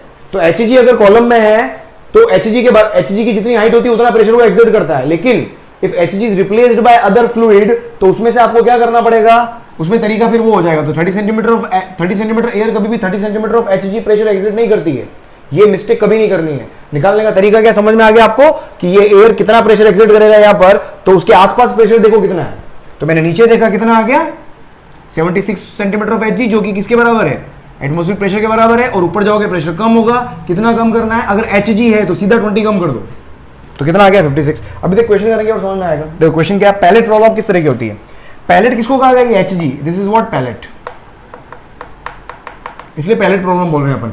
तो ये Hg का पोर्शन है, यहां पर गैस है मेरे पास, गैस कितने 20 सेंटीमीटर एरिया के अंदर लेंथ के अंदर है, 10 सेंटीमीटर में एच जी है, यहां पर एटमॉस्फेरिक प्रेशर होगा। अब इसको मैं इन्वर्ट कर दूं, इसको क्या कर दूं, अगर मैं इन्वर्ट कर दूं, इसमें 3 तरह के प्रॉब्लम आते हैं, तो इन्वर्ट कर दो, टेढ़ा कर दो, या सोई हुई है तो खड़ा कर दो, या खड़ी हुई है तो सोई कर दो।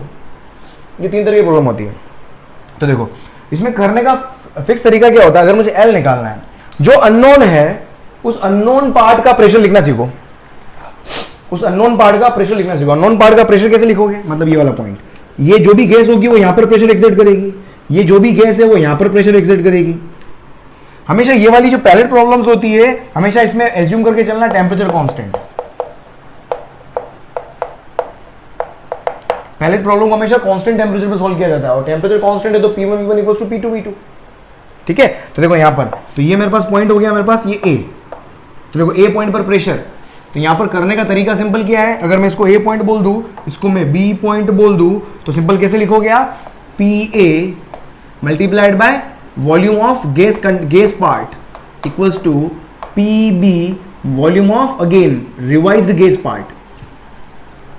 देखो क्या होगा, अब A पे प्रेशर क्या होगा, इस गैस का प्रेशर कितना आएगा, अब सोचो ऊपर कितना है, इस पॉइंट पर प्रेशर कितना है, वो वाला प्रेशर, और डेप्थ पे जाएगा तो कितना 10 सेंटीमीटर एचजी जुड़ जाएगा, तो ये PA जो आएगा वो 76 सेंटीमीटर ऑफ एचजी, तो किसकी वजह से, इस एटमॉस्फेरिक प्रेशर की वजह से, यहां पर 76 सेंटीमीटर ऑफ एचजी है, और प्लस 10 सेंटीमीटर ऑफ एचजी, ये कितना हो गया सेंटीमीटर, अभी यहां लिख रहा हूं, अगले क्वेश्चन में नहीं लिखूंगा ताकि समझ में आ जाएगा, और multiplied by volume of gas, इस गैस का वॉल्यूम कितना होगा, क्रॉस सेक्शन एरिया A है, मल्टीप्लाइड बाय लेंथ, तो ये हो जाएगा 20A। इसको बराबर कर दो किसके, PB। अब B पे प्रेशर देखो, B पे प्रेशर क्या होगा, एटमॉस्फेरिक प्रेशर का है वो देखना हमेशा।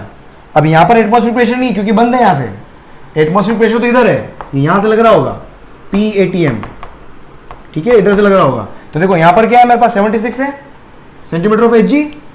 अब ऊपर जाने पर प्रेशर क्या होता है, कम होता है, तो यहां पर क्या आएगा 76 माइनस एचजी का लेंथ कितना है 10, तो ये हो जाएगा 76 minus 10 centimetre of Hg and multiplied by कितना, इसका लेंथ कितना है L, और क्रॉस सेक्शन एरिया तो A है, multiplied by L into A, तो A से A कैंसिल, ठीक है, तो देखो यहां से कितना आ गया, ये 86 centimetre of Hg, centimetre of Hg cancel हो जाएगा, तो ये हो गया तुम्हारा 86 into 20 equals to 66 into L, तो देखो L इक्वल्स टू कितना आ गया 86 इंटू 20 डिवाइडेड बाय 66, और ये किस में आ जाएगा, सेंटीमीटर में आ जाएगा। क्लियर, अगला क्वेश्चन देखो, हे भगवान, अगला क्वेश्चन देखो क्या है, मैंने टेढ़ा कर दिया, अब देखो टेढ़ा कर दिया, सिंपल वापस वही है, टेढ़ा करने पर इस ये लेंथ कितनी लेंथ में, क्योंकि प्रेशर वेरी हो जाता है उसकी वजह से लेंथ वेरी होती है, इसलिए निकालना पड़ता, सेम नहीं रहेगी कभी भी।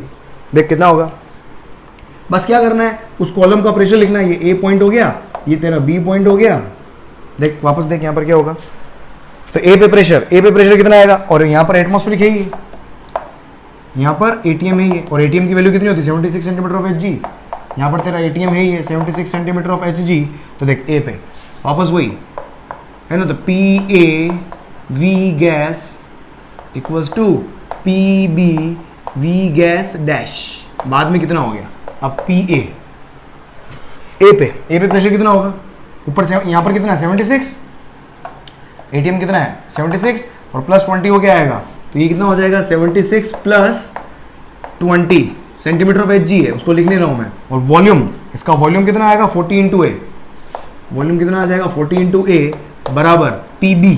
B पे देखो, अब देखो जब टेढ़ा होता है तो टेढ़े के अंदर प्रेशर हमेशा वर्टिकली कैलकुलेट करते हैं, वर्टिकल हाइट लेते हैं अपन हमेशा, अगर आपको याद हो कि मैंने करवाया भी था आपको फ्लूइड्स के अंदर, ठीक है, तो वर्टिकल हाइट, तो ये वर्टिकल हाइट मुझे यहाँ पर देखनी पड़ेगी, तो ये वर्टिकल हाइट देखो यहाँ पर चमत्कार करना पड़ेगा, ये वर्टिकल हाइट कितनी है ये देखनी पड़ेगी मुझे, तो ये वर्टिकल हाइट कितनी है, ये कितना है, ये कितना है 20, और एंगल कितना है 53 डिग्री है, तो ये हो जाएगा 20 साइन 53, और 20 साइन 53 की वैल्यू कितनी होती है, साइन 53 होता है 4/5, 5 4 20, 16 सेंटीमीटर, ये कितना हो जाएगा 16 सेंटीमीटर।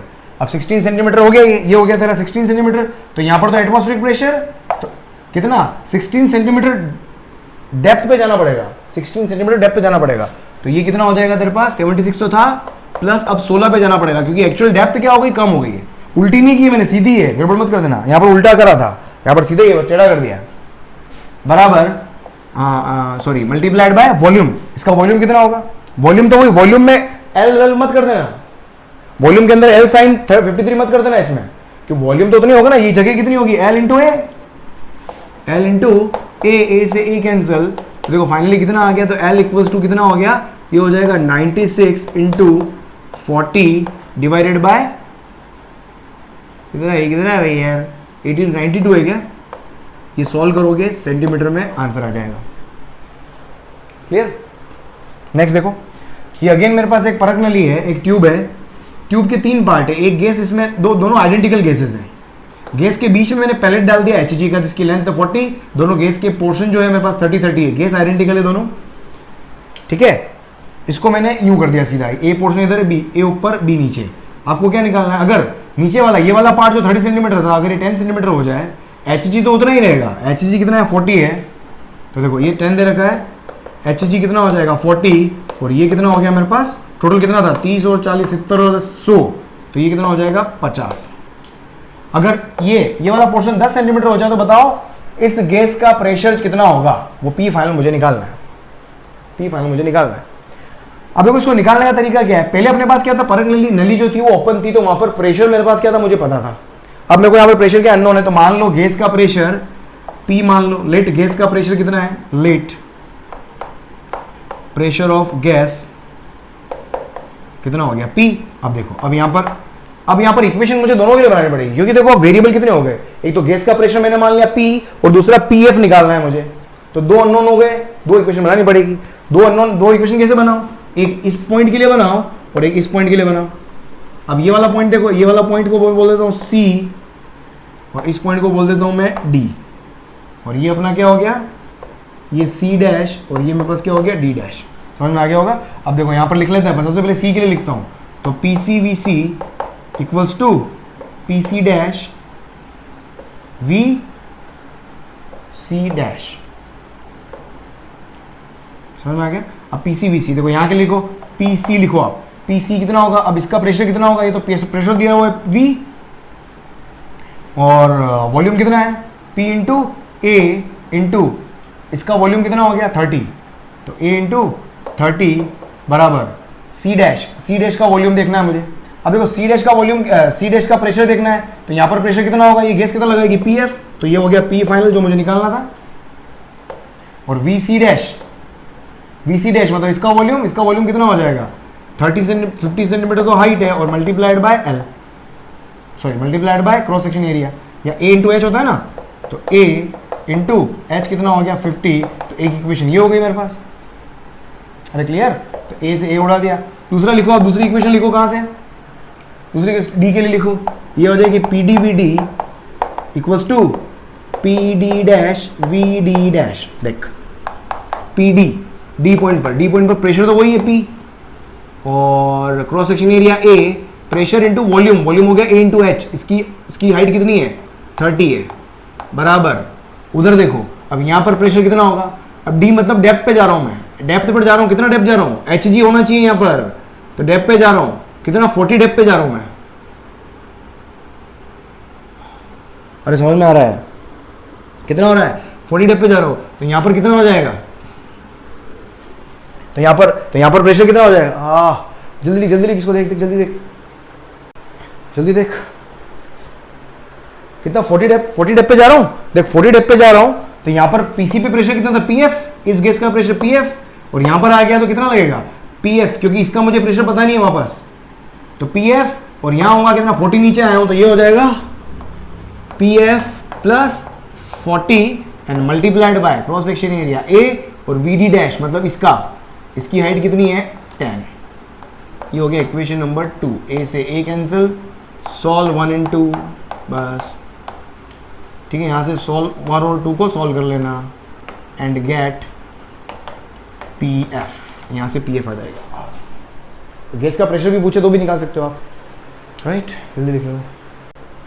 हो देखो नेक्स्ट क्या है अपने पास? यहाँ पर स्टेट ऑफ अ गैस, किसी गैस की स्टेट की बात करते हैं अपन यहाँ पर।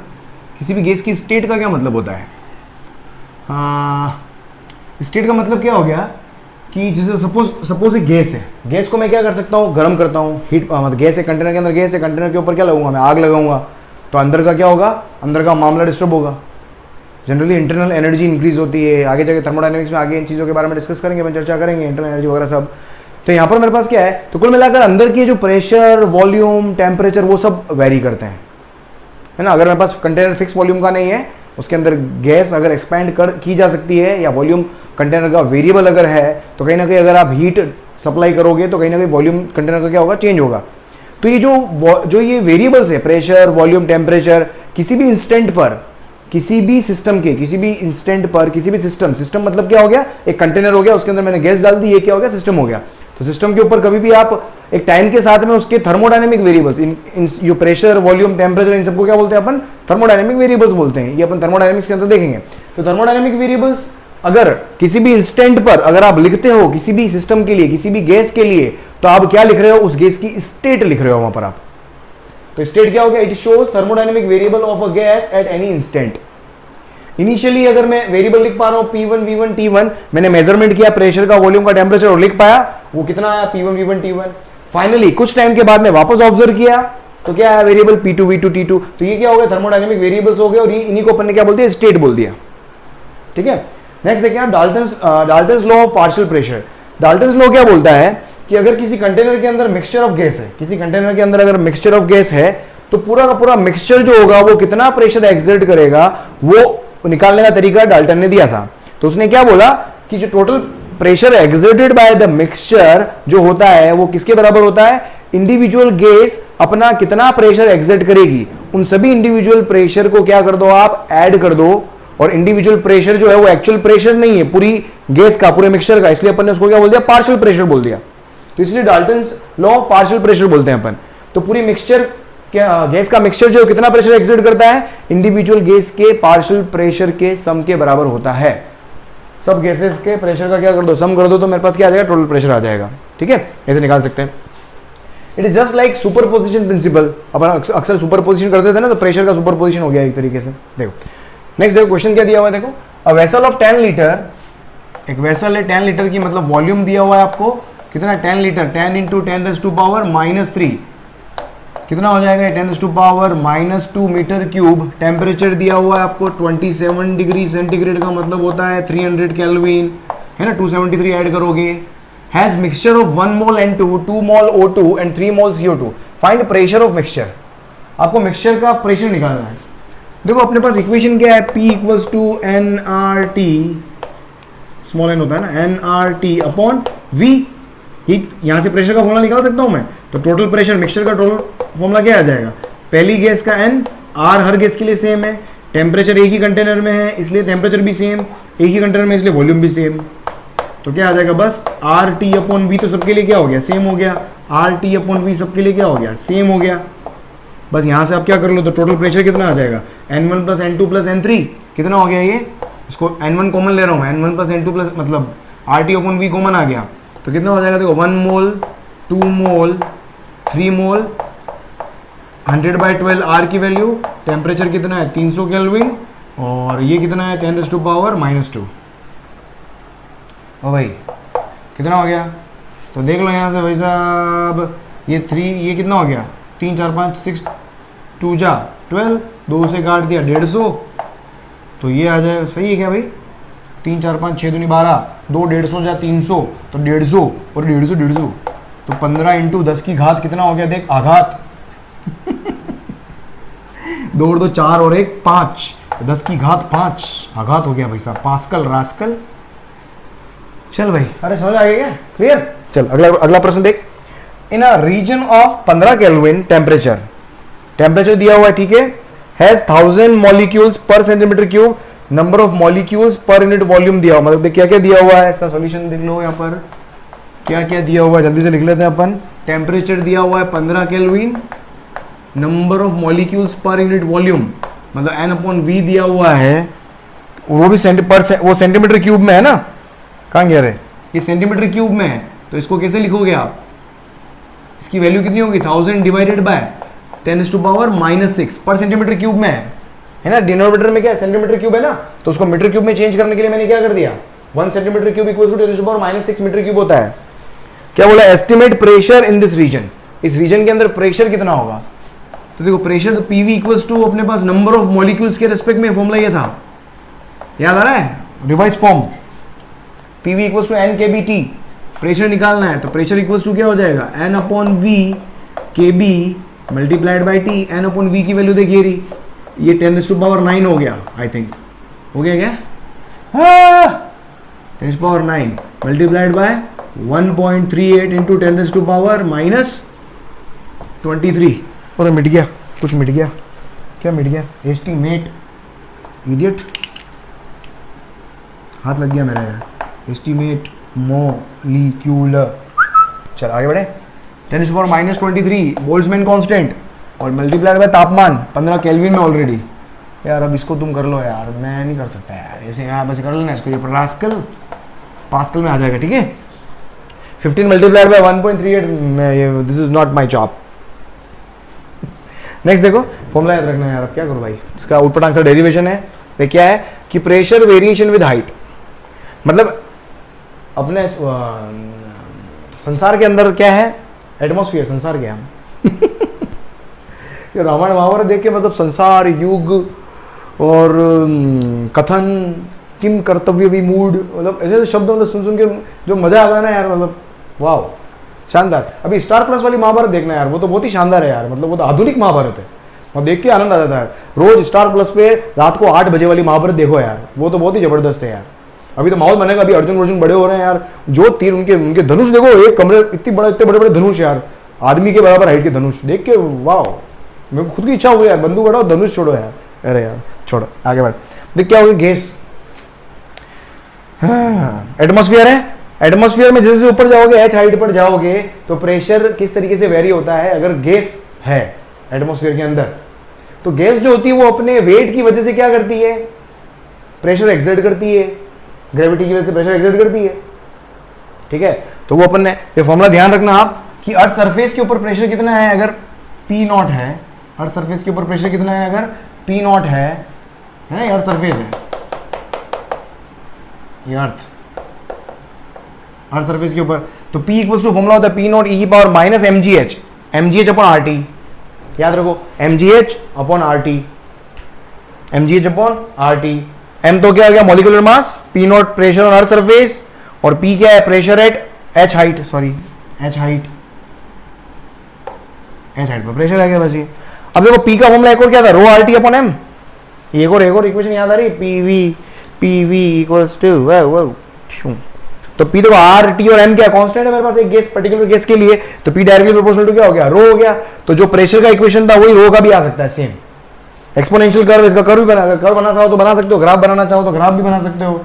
इसका ग्राफ कैसा आएगा, ऐसा आएगा ये, है ना, प्रेशर का हाइट के साथ में ग्राफ क्या आएगा, ऐसा आ जाएगा। क्लियर, जल्दी से लिख लो इसको, आगे बढ़े।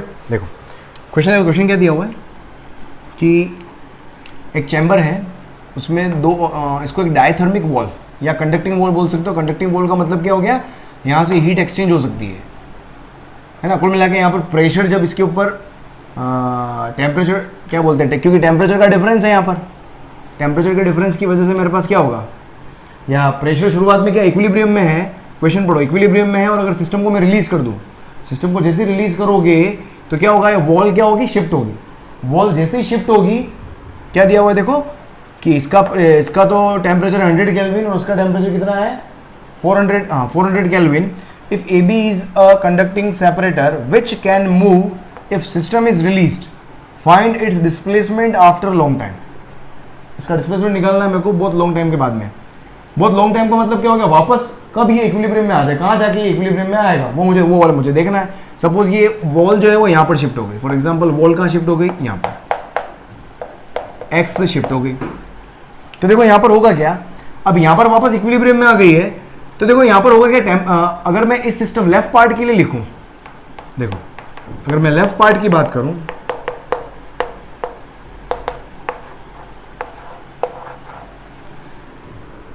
लेफ्ट पार्ट में मेरे पास यहाँ पर क्या है, देखो लेफ्ट पार्ट में देखो यहाँ पर टेम्परेचर तो इसका कांस्टेंट है कितना, 100 केल्विन, इसका टेम्परेचर अभी कितना है 100 केल्विन, और हीट इधर से इधर ट्रांसफर होगी तो इसका टेम्परेचर को चेंज होगा, इसका टेम्परेचर को चेंज होगा। लेकिन गैस यहां पर जो कंडक्टिंग वॉल होती है उसमें से गैस कंडक्ट नहीं कर सकती है, उसमें सिर्फ हीट का ट्रांसफॉर्मेशन होता है, उसमें सिर्फ क्या होता है, हीट का ट्रांसफॉर्मेशन होता है। तो सिर्फ क्या होगा, हाई टेम्परेचर से लो टेम्परेचर हीट इधर सप्लाई होगी, हीट सप्लाई होगी तो क्या होगा, हीट इधर सप्लाई होगी तो उसकी वजह से क्या होगा, ये जो भी सेपरेटर है वो इधर शिफ्ट होगा।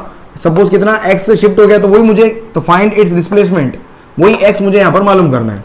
अब देखो लेफ्ट पार्ट के अंदर क्या, अब गैस तो वो की वही है, गैस के नंबर ऑफ मोल्स चेंज नहीं हुई, मतलब मैं मोल कंजर्व कर सकता हूं यहां पर, क्योंकि कोई लीकेज नहीं है मोल्स का, तो यहां पर मैं मोल कंजर्व कर सकता हूं। तो P1 इनिशियली प्रेशर कितना है, गैस दोनों तरफ सेम है, ये प्रेशर P बोल देता हूं मैं, और इनिशियली इधर भी प्रेशर क्या होगा P इनिशियली, क्योंकि इनिशियली मैं P क्यों सेम प्रेशर क्यों ले रहा हूं, क्योंकि इक्विलिब्रियम में था, इक्विलिब्रियम में इसका मतलब दोनों तरफ प्रेशर मेरे पास क्या होगा, इक्वल होगा, तभी इक्विलिब्रियम में होगा। तो इनिशियल प्रेशर P, वॉल्यूम क्या होगा, इसका क्रॉस सेक्शन एरिया अगर मैं A ले लेता हूं, और हाइट किसी इनिशियली इसकी हाइट कितनी हो गई 10 डिवाइडेड बाय PV, या इसको लिख लो यार, अब वॉल्यूम कंजर्वेशन कर रहा हूं मैं, PV upon T equals to क्या हो गया मेरे पास, कांस्टेंट। तो देखो पहले लेफ्ट पार्ट के लिए लिख रहा हूं, तो P वॉल्यूम कितना हो गया A इंटू हाइट कितनी हो गई 10 अपॉन टेम्परेचर कितना हो गया 100 केल्विन, ठीक है। फाइनल में क्या होगा, जब भी फाइनली पहुंचेगा तो फाइनली में क्या आएगा तेरे पास, फाइनली लेफ्ट पार्ट कितना हो गया, ये ऐसा हो गया है। जब ये ऐसा हो गया है तो डेफिनेटली इसका टेम्परेचर इंक्रीज हुआ है, कुछ ना कुछ टेम्परेचर इंक्रीज हुआ है, और प्लस प्रेशर भी चेंज हुआ होगा, क्योंकि इंटरनल एनर्जी चेंज हुई, क्योंकि वॉल्यूम चेंज हुआ है, वॉल्यूम भी चेंज हुआ है, टेम्परेचर भी चेंज हुआ है, तो प्रेशर भी कहीं ना कहीं वेरी होगा तेरे पास। तो प्रेशर लिख दिया मैंने, फाइनल प्रेशर PF, एरिया वही है, बस यहाँ पर लेंथ जो है वो कितनी हो गई है 10 plus x and divided by temperature भी चेंज हुआ होगा तो TF, ये हो गई मेरे पास पहली इक्वेशन। राइट वाले में लिखो, राइट पार्ट में लिखो, राइट पार्ट के लिए लिखो PV अपॉन T।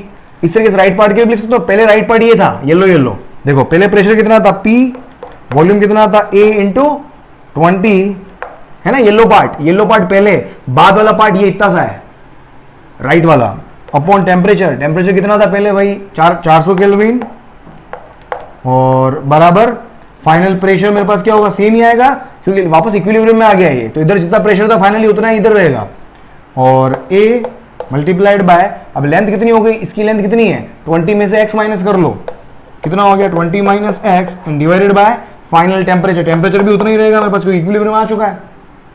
ये क्या होगा इक्वेशन नंबर 2। दोनों इक्वेशन को क्या कर दो, डिवाइड कर लो आप, 1 डिवाइडेड बाय 2, इसको सॉल्व करोगे और यहां से x की वैल्यू, मैं आंसर बता देता हूं तुम्हें, x आएगा 10 सेंटीमीटर, ठीक है 10 सेंटीमीटर आ जाएगा। चलो नेक्स्ट देखिए आप, अपने पास अलग अलग अब मॉलिक्यूल की स्पीड की बात करते हैं, अपन मोशन की बात करते हैं कि मॉलिक्यूल लेवल पर क्या क्या स्पीड पाई जाती है। देखो मॉलिक्यूल का हमेशा रैंडम मोशन होता है, मैंने आपको बताया था। अब रैंडम मोशन होता है तो कोई मॉलिक्यूल इधर जाएगा, कोई इधर जाएगा, कोई नीचे जाएगा, कोई अपोजिट जाएंगे, कोई ऐसे अपोजिट जाएंगे, समझ में आ रहा है।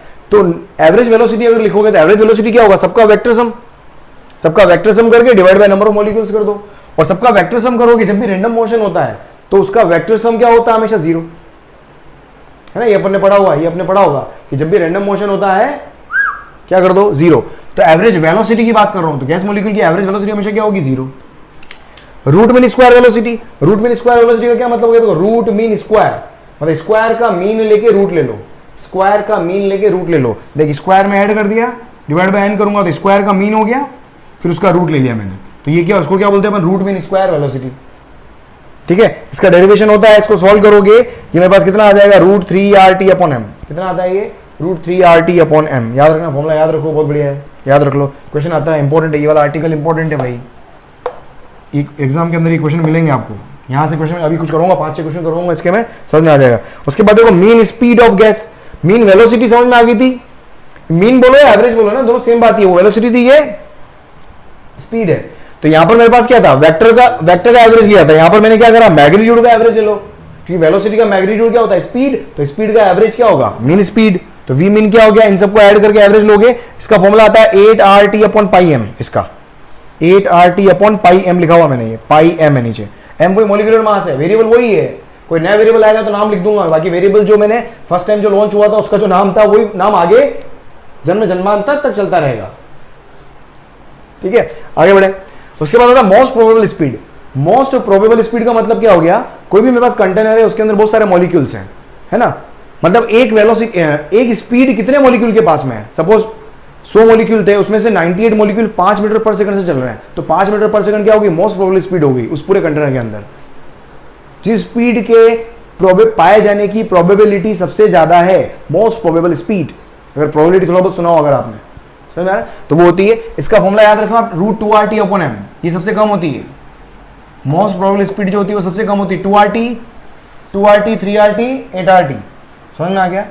सबसे कम, उससे ज्यादा ये, इसकी वैल्यू निकालोगे आप, अभी बता रहा हूं आगे कर्व में शो करूंगा।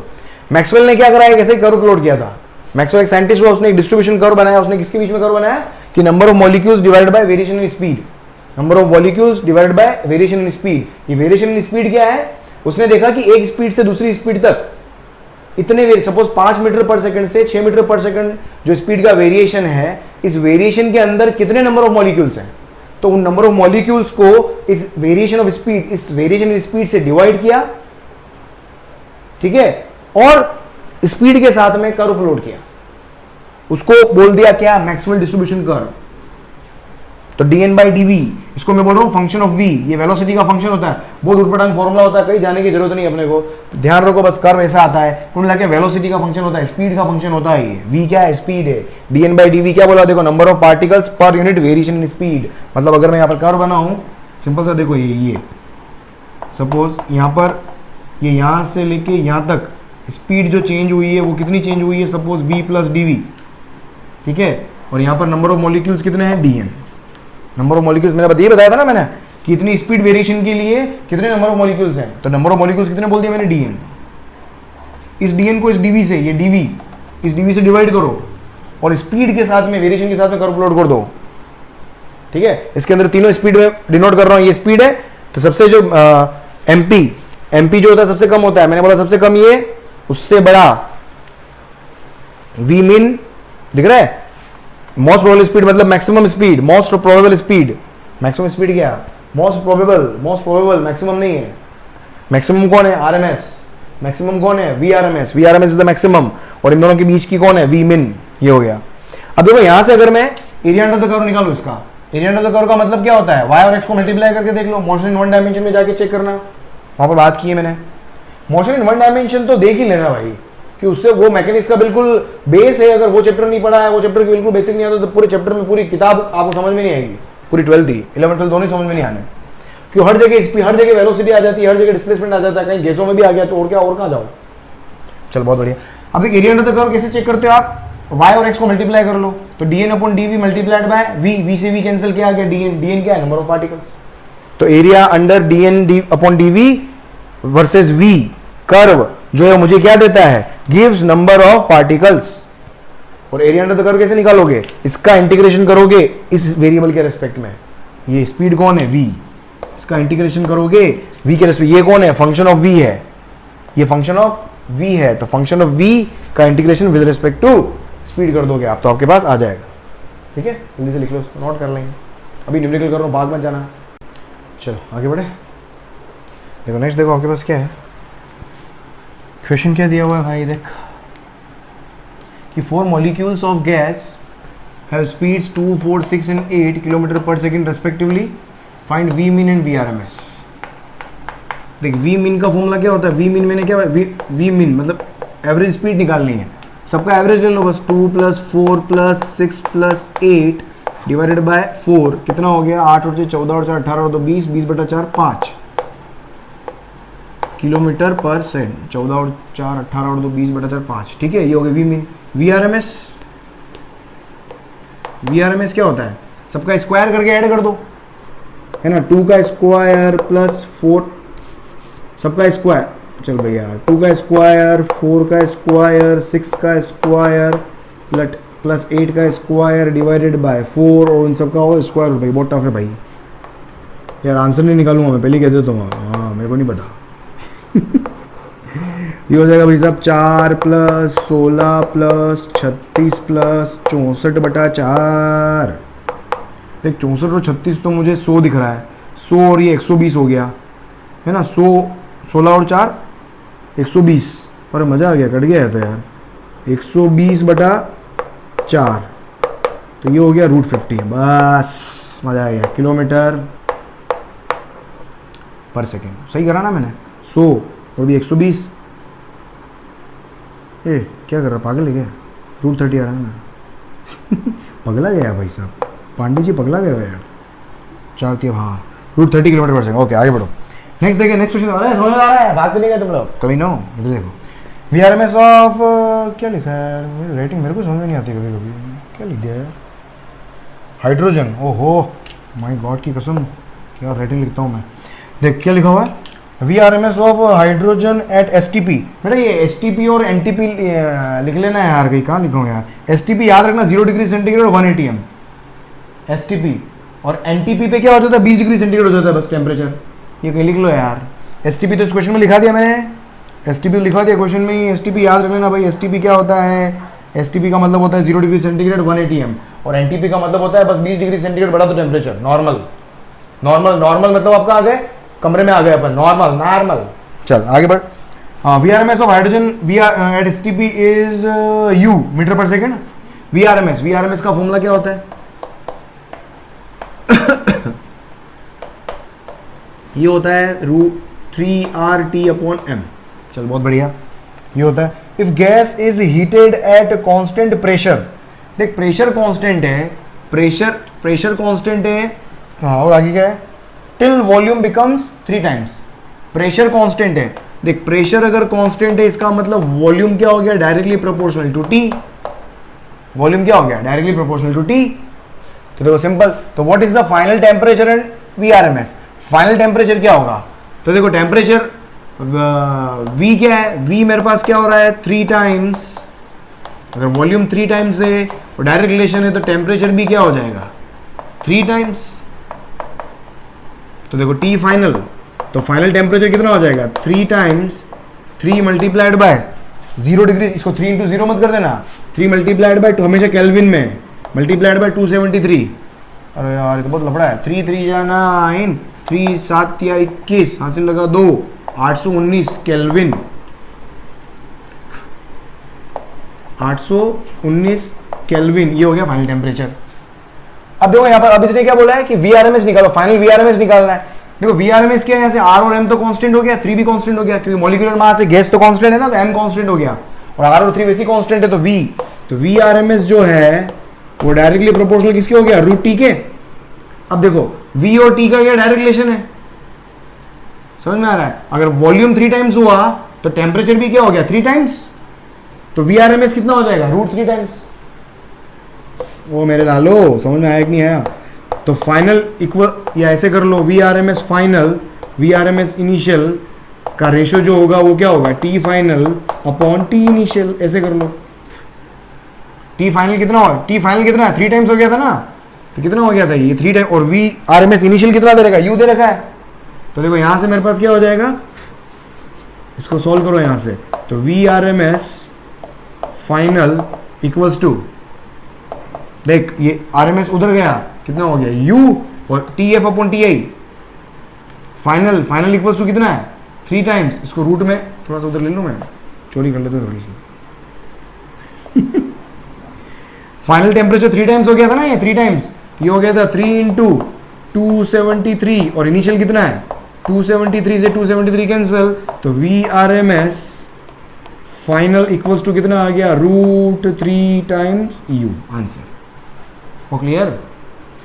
बाकी एक लाइन में कर सकते, इतनी रामायण करने की जरूरत ही नहीं है, सीधा दिख रहा है अपने को भाई। Volume 3 times, temperature 3 times, velocity क्या होगी? √3 टाइम्स, खत्म।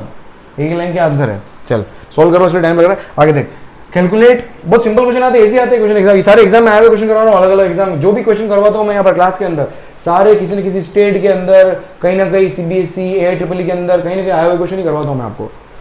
तो देखो क्या दिया हुआ है next, calculate temperature at which VRMS of a gas is half its value at 0 degree centigrade. Oh my god, कहीं बोल दिया इसने, यही कर लेंगे यहाँ। क्या बोला इसने कि कैलकुलेट द टेम्परेचर, वह तापमान निकालो जहां की, जिस तापमान पर जो VRMS है, इस तापमान वाली जो VRMS है इज हाफ, ये VRMS जो है वो क्या इज हाफ किसकी? Of a gas, half its value at 0 degree centigrade, half its value at VRMS at 0 degree centigrade। समझ में आ रहा है? क्वेश्चन को बस ऐसे लिख लो वेरिएबल की फॉर्म में। वो ये बोलो ना, कैलकुलेट टेम्परेचर, वह तापमान निकालो जिस तापमान पे जो VRMS स्पीड है वो क्या है? हाफ है किसकी? VRMS at 0 degree centigrade. Pressure क्या रखना है? कांस्टेंट। चलो रख लो, प्रेशर कांस्टेंट होता रहेगा जो भी, बस फॉर्मूला लगाओ यहाँ पर, देख 3RT/m। तो मेरे लाल देख क्या होगा अब? VRMS, बहुत बढ़िया बहुत बढ़िया। क्या निकालना, क्या है? तापमान निकालना है भाई। VRMS का फॉर्मूला क्या होता है? 3RT/m बराबर, ये क्या हो जाएगा? 3R और 0 डिग्री सेंटीग्रेड वाला, 0 डिग्री सेंटीग्रेड का मतलब कितना हो गया? 273 केल्विन अपॉन m। आंसर ही आ गया ये तो, वो आंसर आ गया, वही आंसर 273। बस निपटा लो यहाँ से, देख क्या होगा यहाँ से, कितना आंसर आ गया? डिवाइड मल्टीप्लाइड बाय, हाँ सॉरी मल्टीप्लाइड बाय हाफ भी तो है। तो देखो 3R/m 3R/m कैंसिल, दोनों तरफ स्क्वायर रूट करो, तो देखो T इक्वल्स टू कितना हो गया? 273 डिवाइडेड बाय 4, ये केल्विन में आएगा। तो 4 7 8 4 6 24, 4 6 24, 4 शाम होते होते तो मेरे दिमाग कमजोर हो जाता है यार। 4 6 24, 24 25 26। अरे कोई करा था मैं, 4 8 32, फिर 10 बच गया, 4 दूनी 8, 4 पंजे 20 केल्विन। बहुत बढ़िया। डिग्री सेंटीग्रेड में लिख सकते हो इसको, हाँ -273 कर देना इसमें, डिग्री सेंटीग्रेड में आ जाएगा। जैसा भी करना हो कर लेना यार। चलो बहुत बढ़िया। अगला प्रश्न देखें आप। एक कंटेनर है, उसके अंदर 2 गैस है, गैस 1 गैस 2, गैस 1 गैस 2। क्या करना है? इसके बीच में कोई कंडक्टिंग वॉल है, ठीक है, कंडक्टिंग वॉल है, माहौल है। VRMS of molecule, VRMS of molecule in gas 1 is equal to, एक minute, is equal to molecule in gas 1 is equal to mean speed of molecule in second part। First part की जो VRMS है, VRMS first और V mean second. VRMS first equals to V mean second. Mean second का formula क्या था भाई? Mean का formula क्या था? 8R आया था ना कुछ। मीन RMS का तो 3RT/m था होता है, उसका क्या होता है? 3R, दोनों इक्वल दे रखा ना इन सेकेंड पार्ट। देखो 3RT, ये तो हो गया 3RT/m, ये गैस 1 का है और इक्विलिब्रियम में है। इसका मतलब ये क्या है? कंडक्टिंग वॉल है, ये इक्विलिब्रियम में है। इक्विलिब्रियम में मतलब दोनों तरफ तापमान बराबर, दोनों तरफ तापमान बराबर। माथा दुख रहा है मेरा। Find ratio of masses of, हाँ तो और इधर कितना हो जाएगा? ये 8RT/m और m क्या आएगा? 2, क्योंकि मॉलिक्यूलर मास होता है ये। तो RT कैंसिल। अब देख यहाँ पर क्या लिख सकता हूँ मैं, यहाँ से फाइनल क्या लिख सकते हो आप? मुझे क्या निकालना है? Ratio of masses of molecule. ये हमेशा ध्यान, गड़बड़ मत कर देना। तो हमेशा क्या, वो जल्दबाजी में, और आंसर भी मिलता है उसमें। मॉलिक्यूल क्या कहते हैं? मॉलिक्यूलर मास अलग होता है, मॉलिक्यूल का मास अलग होता है, गैस का मास और अलग होता है। ये 3 चीजें दिमाग में फिट कर लो। समझ रहा है क्या बोल रहा हूं? मैंने क्या लिखा? एक तो मोलर मास, वो होता है कैपिटल M, फिर उसके बाद में क्या है? गैस का मास, मैंने स्मॉल m लिखा था, ये गैस का मास, ठीक है। और इस गैस के मास को क्या लिखते हो? Number of molecule multiplied by एक मॉलिक्यूल का मास।